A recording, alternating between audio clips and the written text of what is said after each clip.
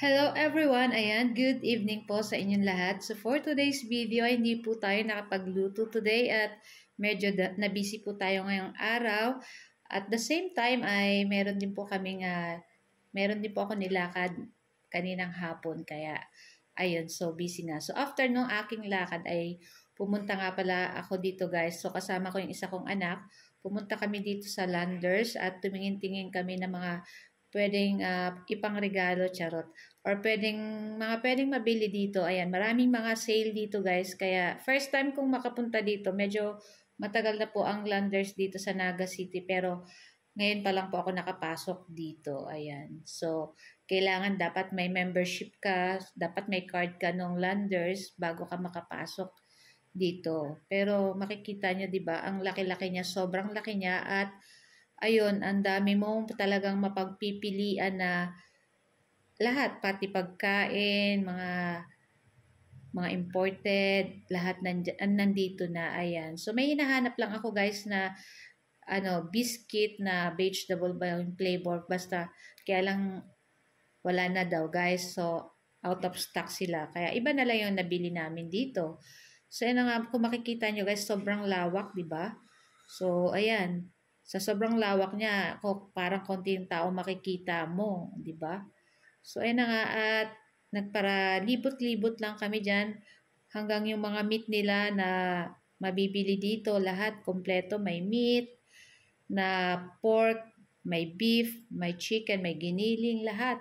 At mga naka-ready na mga sizes niya. Ayan, meron siyang mga pang kare-kare, may mga pang paksiyo. Ayan. So, bibilin mo is naka-chop na siya. Ayan, naka-ready na, naka-slice na. Ayan. So, talagang kung gusto niyo pong pumunta dito at talagang may mga bibilin kayo, ay pumunta na kayo dito sa Landers at makakapasyal pa kayo guys. Talagang, saka, ang ganda niya guys, parang, saka, ayun, flex ko lang, ayan. Tapos may nagsisale din sa kanila ng mga cakes, ng mga bread. Ayan, minsan nagba-buy one take one sila, minsan naman katulad ng ganito, meron kaming nabili dito guys na dati siyang 444, nabili lang namin ng 131. Yung katulad nito mga parang chiffon cake ba tawag nito or parang kalimutan ko yung tawag nila diyan. Ayan, mga muffins, masasarap po yan guys.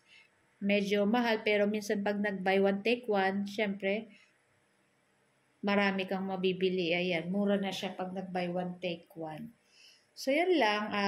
Sinabi ko lang. So, after nga nung aming lakad, ayan, kaya kami nakapunta dito.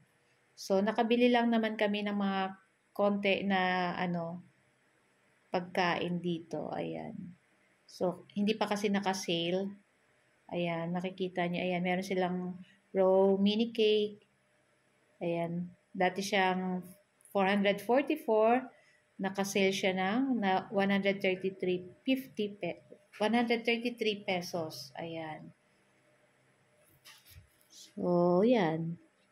Ito dating 214, 107 na lang. Ito 142 na lang, dating 284. O, diba? So, yun na yung ating nabili dyan. Ayan. Pasalubong natin sa aking 3 sons. So guys, ayan lang po ang aking video today at sana po ay nag-enjoy kayo. Huwag niyo po sana kalimutan mag-like, comment at pa-share po ng ating video. Thank you for watching. See you next video. Ciao!